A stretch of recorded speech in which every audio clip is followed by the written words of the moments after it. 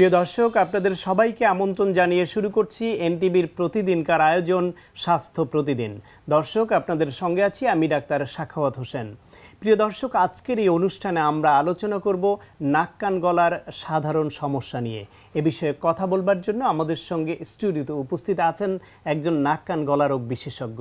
চলুন দর্শক, আমরা পরিচিত হয়ে নেই আমাদের আজকের অতিথির সঙ্গে। অধ্যাপক ডাক্তার মনিলাল এইচ লিটু 1966 সালের 30 জুন পিরোজপুর জেলায় জন্মগ্রহণ করেন। তিনি 1990 সালে ঢাকা মেডিকেল কলেজ থেকে এমবিবিএস ডিগ্রি অর্জন করেন। এরপর তিনি চিকিৎসা বিজ্ঞানে এমএস ডিগ্রি লাভ করেন। বর্তমানে তিনি স্যার সলিমুল্লাহ মেডিকেল কলেজ ও মিটফোর্ড হাসপাতালের নাক, কান ও গলা বিভাগের বিভাগীয় প্রধান হিসেবে কর্মরত আছেন।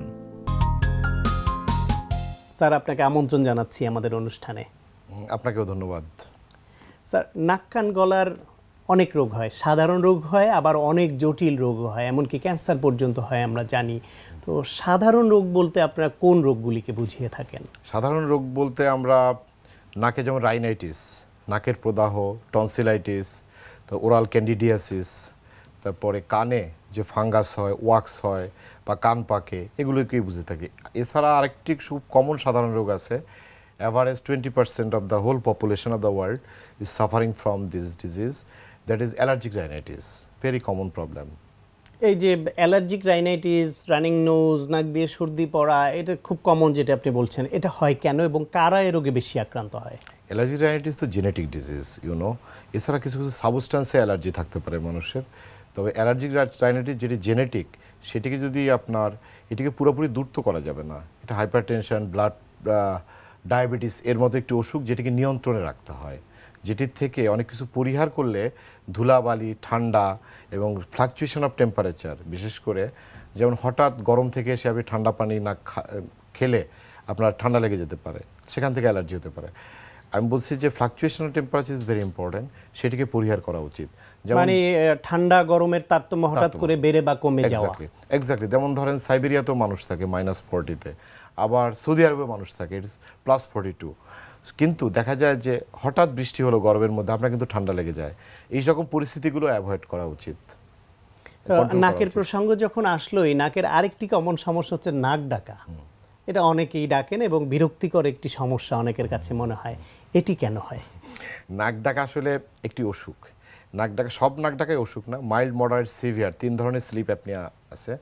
আপনার এটা পলিসোমনোগ্রাফি একটি টেস্ট আছে, এই টেস্টের মাধ্যমে এটা নিরূপণ করতে হয়।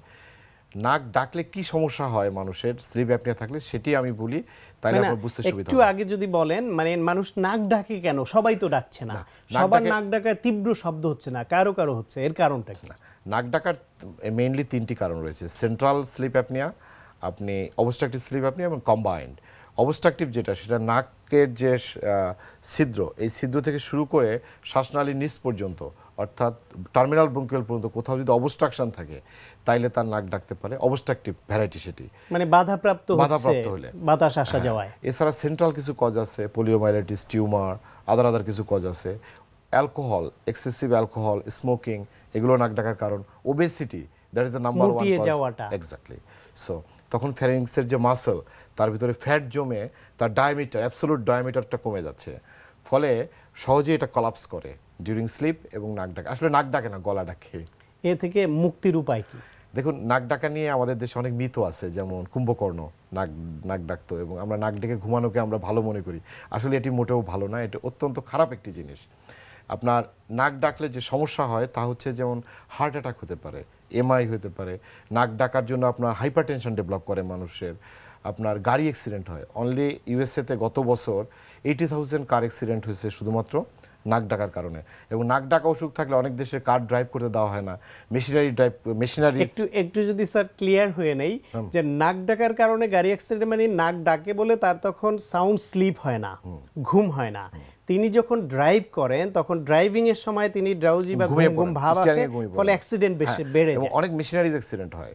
সো এখন যেটা করা হয়েছে ওয়েস্টার্ন ওয়ার্ল্ডে, বিশেষ করে আমি 2টি দেশের উদাহরণ দেব, ইউএসএ এবং অস্ট্রেলিয়াতে, ড্রাইভার যদি স্নোরিং থাকে তাহলে সে গাড়ি ড্রাইভ করতে, তার লাইসেন্স কেড়ে নেওয়া হয়। জিপিরা যদি জানতে পারে যে তার নাক ডাকা অসুখ আছে, তাহলে তার লাইসেন্স বাতিল করা হয়, কারণ অ্যাক্সিডেন্ট বেড়ে যাবে তা না হলে।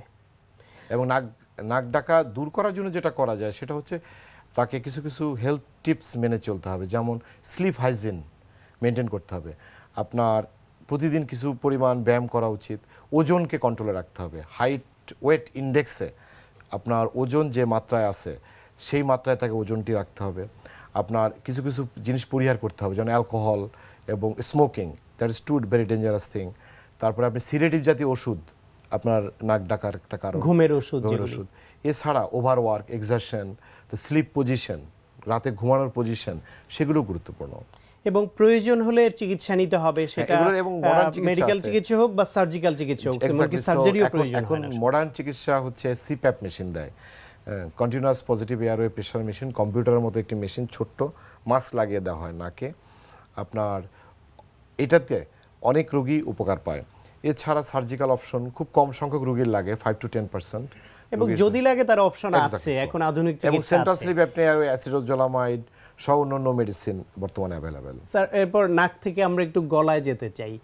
গলার কমন সমস্যা কি কি? গলার কমন সমস্যা টনসিলাইটিস। অল ইউ নো যে bread and butter of ENT specialist is the tonsillitis and tonsillectomy operation.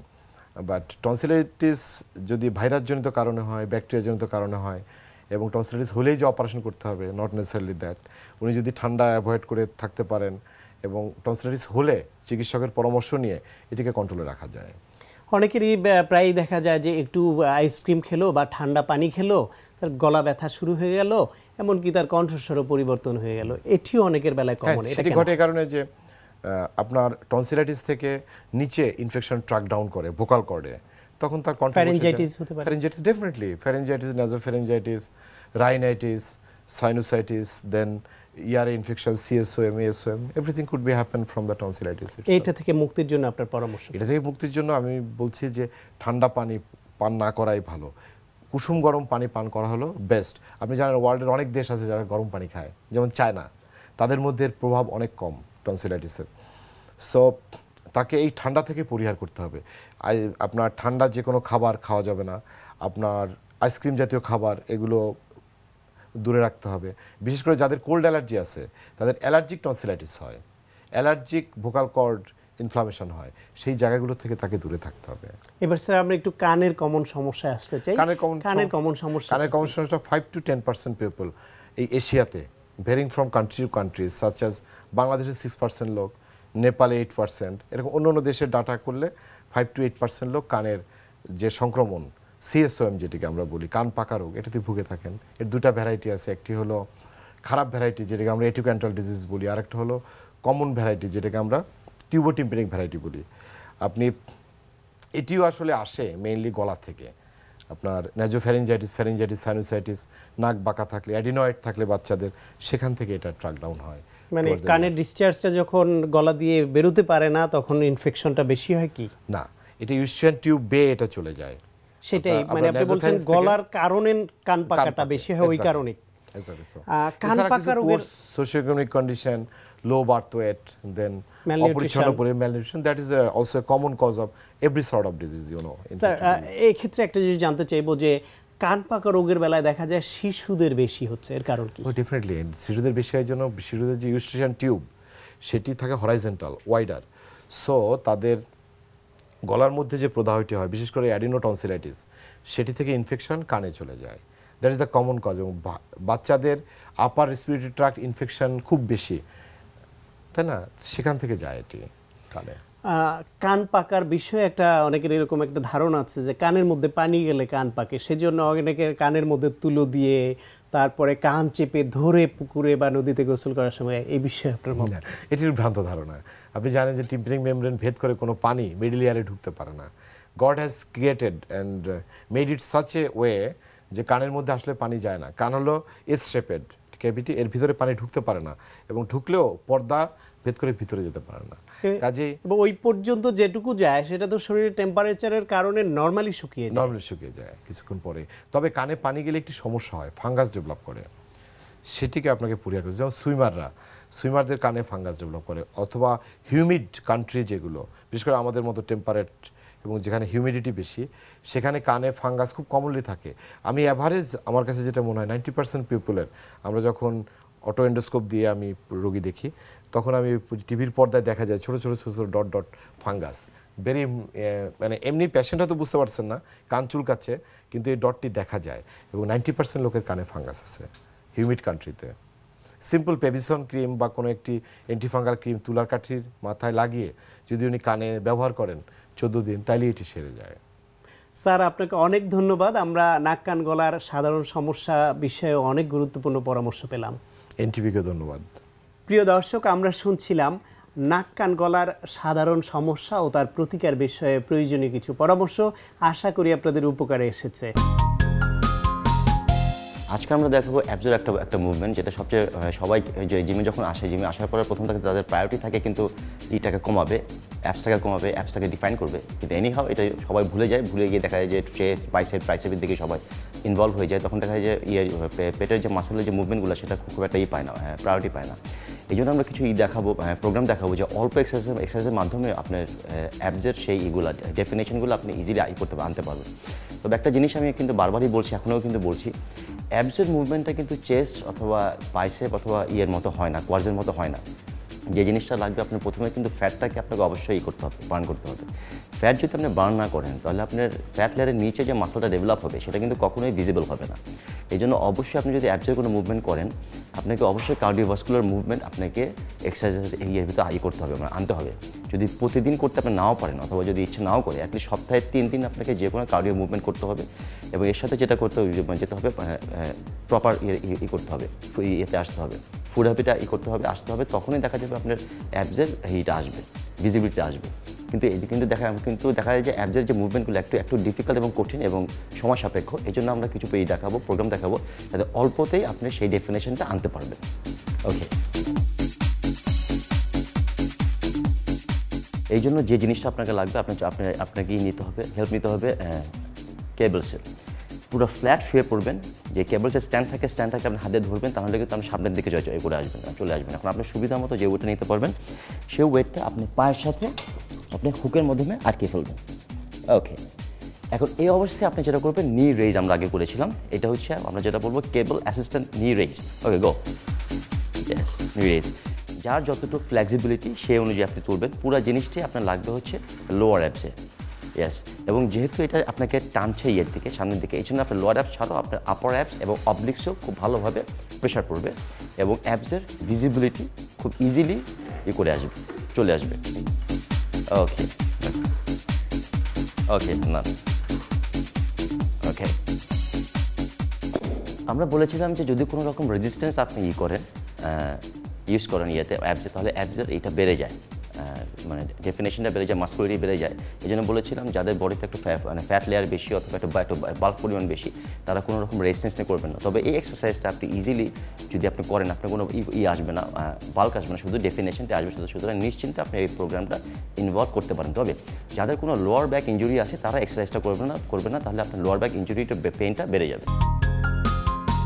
প্রিয় দর্শক, হঠাৎ কেউ যদি পানিতে ডুবে যায়, তাকে পানি থেকে তোলার পরে চিকিৎসকের কাছে নেওয়ার আগে পর্যন্ত করণীয় কি, চলুন সে বিষয়ে শুনি আজকের প্রাইমারি কেয়ার।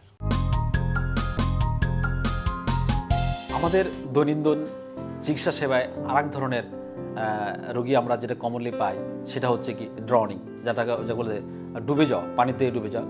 এক্ষেত্রে সাধারণত দেখা যায় ছোট বয়সের বাচ্চারা পানিতে ডুবে যায়। এই ধরনের সমস্যা দেখা দিলে আমাদের করণীয় কি? খুব সাধারণ বিষয়, সেটা হচ্ছে যে তাকে পানি থেকে উদ্ধার করে শুকনো জায়গায় নিয়ে যেতে হবে, তাকে কাত করে শুয়ে দিতে হবে। কাত করে শুয়ে দেওয়ার পর তার নাকের পরিষ্কার করে দিতে হবে, কারণ নাকের মধ্যে ময়লা কাদা ঢুকে থাকতে পারে, পরিষ্কার করতে হবে। মুখটা পরিষ্কার করতে হবে, মুখ পরিষ্কার করার পরে তাকে জামা কাপড় থাকলে সেগুলো খুলে দিতে হবে এবং তার পেটটা দেখতে হবে ফুলে গেছে কিনা। এবং পানি সাধারণত ড্রনিং হলে যেটা হয়, পানি খেয়ে পেটটা ফুলে যায়, তার শ্বাস প্রশ্বাস কষ্ট হয়। এরপরে আমাদেরকে দেখতে হবে যে শ্বাস প্রশ্বাস কষ্ট হচ্ছে কিনা। যদি শ্বাস প্রশ্বাসে কষ্ট হয় তাহলে আমাদের মুখের মধ্যে অক্সিজেন নিয়ে, অর্থাৎ বাতাস নিয়ে সেই বাচ্চাটির মুখের মধ্যে মুখ হা করে আমাদের মুখ দিয়ে সে বাতাসটা দিতে হবে, যাতে তার অক্সিজেনটা নিতে পারে। এরপরে পেটের মধ্যে হালকা প্রেসার দিয়ে আমাদেরকে সেই পানিগুলো বের করার চেষ্টা করতে হবে এবং বাচ্চাটিকে কাত করে শোয়ানো অবস্থায় ট্রলিতে করে নিয়ে আমাদের নিকটতম স্বাস্থ্যকেন্দ্রে যেতে হবে এবং স্বাস্থ্যকেন্দ্রকে অবহিত করতে হবে যে বাচ্চারা কখন পানিতে পড়ে গিয়েছিল এবং আমরা কতক্ষণ পরে তাকে এখান থেকে উঠাতে পেরেছি, তাহলে চিকিৎসার ক্ষেত্রে সহায়তা করবে। প্রিয় দর্শক, এখন আপনাদের জন্য রয়েছে স্বাস্থ্য প্রতিদিন আজকের হেলথ টিপস। খাওয়ার আগে ও পায়খানার পরে সাবান অথবা ছাই দিয়ে ভালো করে অবশ্যই 2 হাত ধুয়ে নেবেন, তা না হলে যে কেউ আক্রান্ত হতে পারেন পেটের পীড়ায়। প্রিয় দর্শক, এই অনুষ্ঠান সম্পর্কে আপনাদের যদি কোনো মতামত বা পরামর্শ দেবার থাকে তাহলে লিখতে পারেন এই ঠিকানায়। প্রযোজক স্বাস্থ্য প্রতিদিন, এনটিভি, বিএসসি ভবন, 7 তলা, 102 কাজী নজরুল ইসলাম এভিনিউ, কারওয়ান বাজার, ঢাকা 1215। ফ্যাক্স 914338 থেকে 7 পর্যন্ত, অথবা ইমেল করুন স্বাস্থ্যপ্রতিদিন@ntvbd.com এই ঠিকানায়। প্রিয় দর্শক, আপনার প্রিয় স্বাস্থ্য প্রতিদিনের আগামী পর্বে যা রয়েছে, যে আমাদের যে ফুড হ্যাবিট বা আমরা যেভাবে বড় হওয়া বা সাধারণভাবে যেসব খাবার খেয়ে অভ্যস্ত, সেগুলোতে প্রতিদিন টয়লেট হওয়াটাই হচ্ছে স্বাভাবিক। এটা যদি না হয় অথবা প্রতিদিন হয় কিন্তু খুব কঠিন হয়, শক্ত হয়, যেটা রোগীর জন্য প্রবলেম তৈরি করছে।